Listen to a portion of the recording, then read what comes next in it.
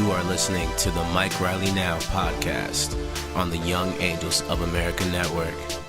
Follow us by visiting MikeRileyNow.com.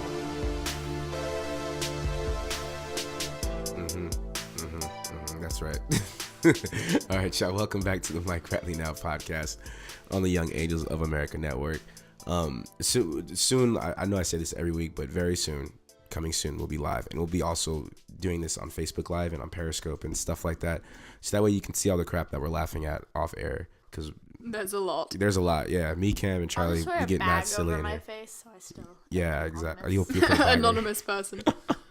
I'm gonna wear a wig. Yeah, it's gonna be nice. It's gonna be like a Rick James wig. Aren't you wearing one now? I am. I'm wearing. No, this is a toupee. Buy like a purple wig. I think that's your color. I think so. It'll totally bring out my eyes. Absolutely. We're getting so sidetracked. Right. This is ADD at its best, y'all. But make sure you log on to MikeRileyNow.com. Follow us on all this social media stuff. So I kind of want to, instead of going into economics today, I definitely want to piggyback off what we were talking about in the first segment, and continue to kind of talk about this divide that's in the nation, and what are we going to do to come together? Now, I mentioned earlier in the show that the reason I am a Democrat, and the reason why I consider myself a Democrat, is because, in my personal opinion, when it comes to the Democratic Party, the platform is e pluribus unum. Out of one, there is many. We're all in this together. I really believe in that. It's something that I take on even to the level of spirituality. Like, I really believe we're all in this together, and we all need each other to help each other out, not even from a moral standpoint, but just from a mathematical standpoint. To me, that's what makes the most sense. However, the fabric of this nation has never necessarily lived within that, has not necessarily lived by that motto of we're all in this together. There's always been some sort of divide amongst us, and that's still taking place right now. And what do we do about it?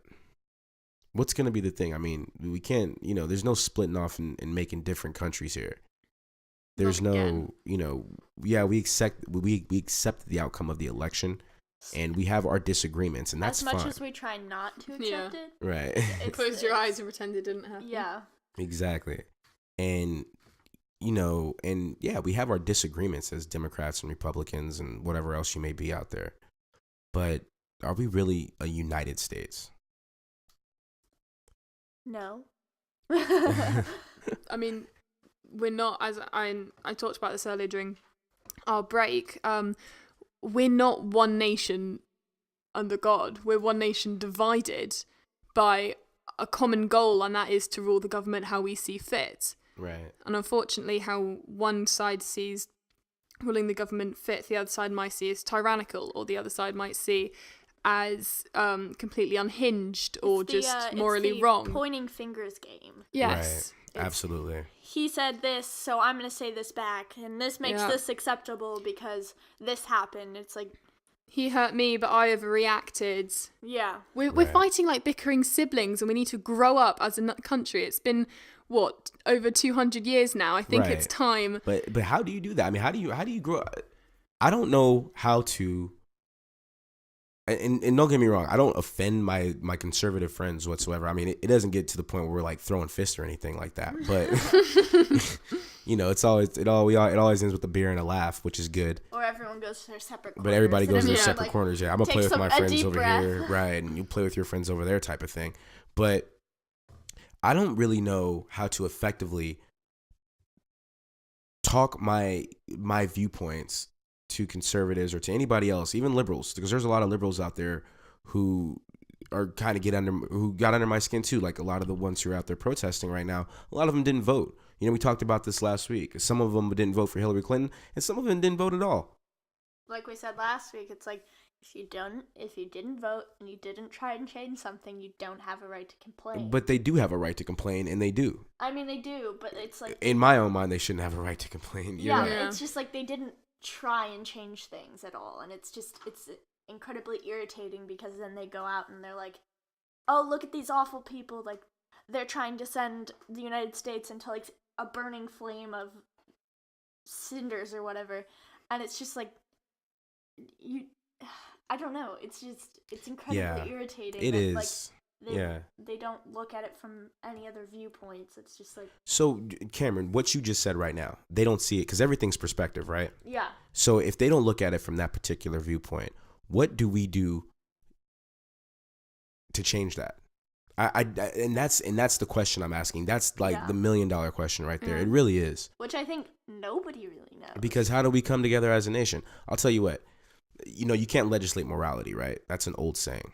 Mm-hmm. And sometimes people have to come along and like, for example, homosexuality and gay marriage. 20 years ago, it was still extremely unacceptable. Yeah. Now it's not so unacceptable. Yeah, you even hear conservatives say they should have the right to get married and everything else. To 50 years ago, interracial marriages were against the law in places like Mississippi. You couldn't get married if you were black. A black person and a white person couldn't marry each other. Mm-hmm. And we've come a long way. So these things happen.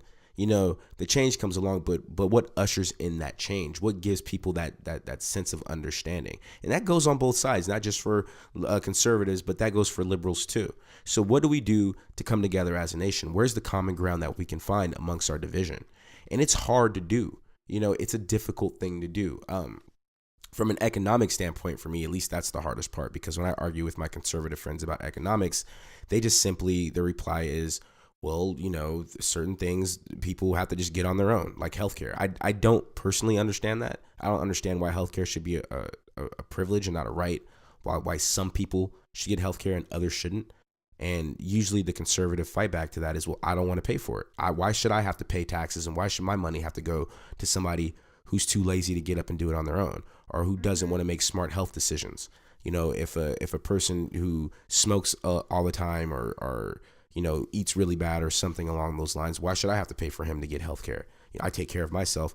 Or when we talk about things along racial lines, I've talked to, not white supremacists before. I mean, I have, and it's one of these things where when I usually tell a lot of my black friends who always kind of generalize white people as being, oh, white folks are this way or white folks are that way. And I try to correct them like, no, it ain't white people. White people ain't got nothing to do with this. It's not white people. It's white supremacists, white imperialists, people who believe that because I'm white, on some level, I'm superior to you. Yeah. Whether that means in intellect, whether that means socially, economically, beauty, anything that goes along those lines, I'm superior to you in some way. And a lot of, especially white conservatives, just believe that. And how do you talk to them without talking? And they'll use the Lee Atwater Southern strategy kind of rhetoric when explaining their views on racism. Well, black people are not black people, but they'll say they're, they don't say black people to my face. But when I talk to my other friends, they usually say that they refer to them as the blacks are just lazy. They're just criminals.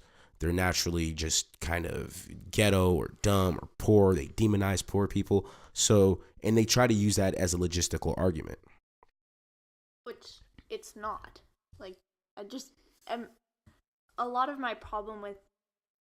I don't necessarily have a problem with Republicans. No. They can have their own opinion, and that's totally fine. But the problem is that they don't. A lot of the times people decide to ignore like a normal human right of being just fair to each other and like understanding opinions. Being fair to each other is they look at it like it's fair now. Yeah. There is no racism anymore. There is no discrimination. You have the right to get up and pursue and do things just like I do. Why do you have to rub it in my face as a liberal? Yeah. And I get that. It's just understanding that there's just basic human rights of being just treated fairly. But just to play the devil's advocate with you real quick, Cam, if I heard that, and I listen to conservatives, like I actually watch Fox News and listen to Rush Limbaugh and shit like that. Yeah, I know it's the devil's poison, but I'd want to hear what their viewpoints are. I'm curious to know what makes them think that way. Absolutely. Yeah, I love hearing exactly how their brain works and like the reasoning behind it, and I love to know why they choose this way. And I personally, if I'm having a conversation with them, I would rather just sit and listen as opposed to try and change their viewpoint so that they feel heard. But it's hard though, I isn't think it? that There's definitely a point where you're like, Because Yeah. it gets emotional. But I man. think the thing is that is a rarity Yeah. in our country here, because I think we don't try to understand so much as we try to convert.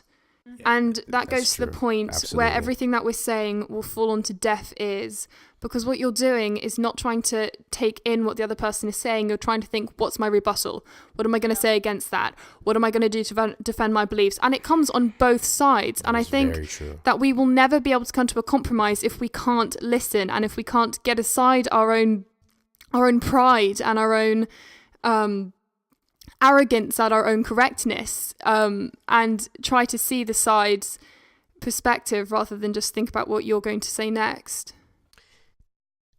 But from a human being standpoint, if I'm talking to somebody and they have a disagreement with me, especially You're gonna want to fight back. It's hard not to just You see red. immediately be like, what? If I'm talking to some, I'm talking to my conservative friends and they're telling me, well, Mike, I just believe that, the government needs to be out of business. Why are they regulating everything? They're destroying business. And Republicans and libertarians and people like that, they do have specific examples. They'll point to something.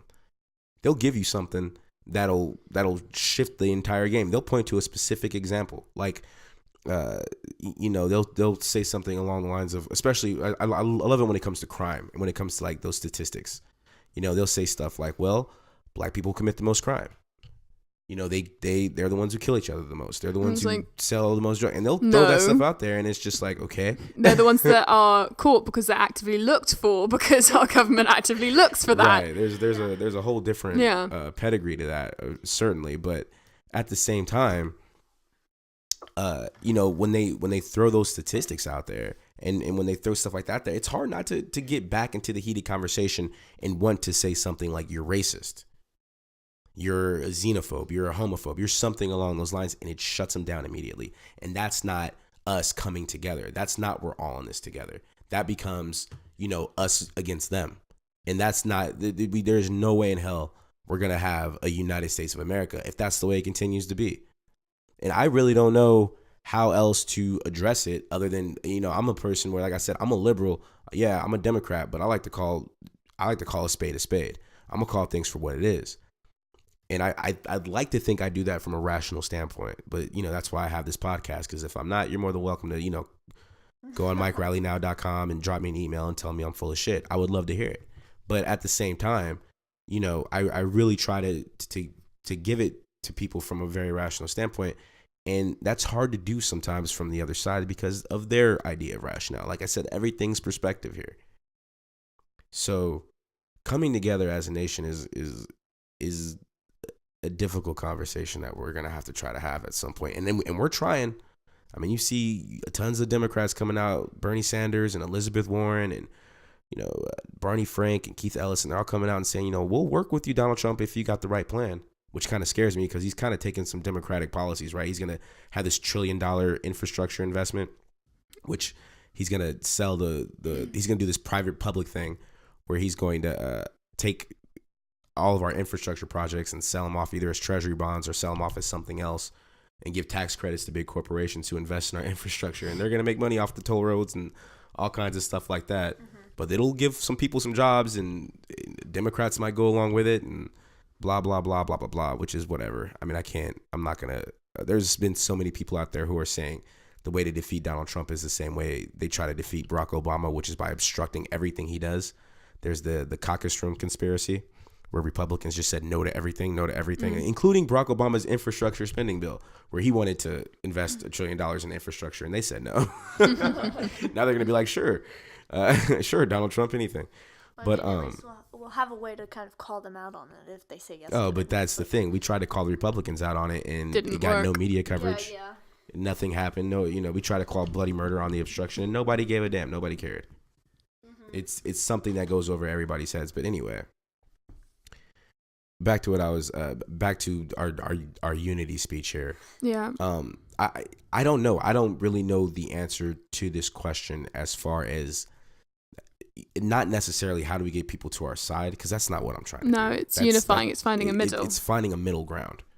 But it's, you know, in some conservative viewpoints, I agree with. Like, I agree with the political correctness. I think it's a little over the top, especially for liberals. I agree with personal responsibility, but at the same time, you got to give people the tools necessary for them to be responsible. Yeah. And I definitely think that something that needs to change is our education system. And I think that we learn about our government, we learn about our history, but I think that something that should be taught as important and side by side with government is civil rights and civil decency and human decency. Because how are you going to get a government that treats humans like humans if you're not taught alongside what your government stands for and how you run government? If you're not taught human rights side by side, then you're never going to see them as synonymous things. You're never going to see a government that protects human rights if you don't compare government to human rights. Right. And then there's this whole, the government is the boogeyman thing too. I mean, this was something that was ushered in during the Reagan era, and it still holds true to this day, where government is the enemy and government is not the solution, it's the problem, right? The 5 most dangerous words are, I'm from the government, I'm here to help, or something, right? Yeah. So yeah, I mean, this is something we definitely got to have a conversation about, but we'll talk about that. Well, anyway, everybody, have a very, very happy Thanksgiving. Thank you so much for tuning in. God bless Charlie. God bless Cameron. God bless Book. And God bless my man Alan over there. And God bless all of you too. Thank you so much for tuning in. This is the Mike Riley Now podcast on the Young Angels of America Network. And please remember that democracy is not a spectator sport. You got to go out there. You got to get involved. And despite what you think, we are all in this together. All right, y'all. Cheers. Happy Thanksgiving. You are listening to the Mike Riley Now podcast on the Young Angels of America Network. Follow us by visiting MikeRileyNow.com.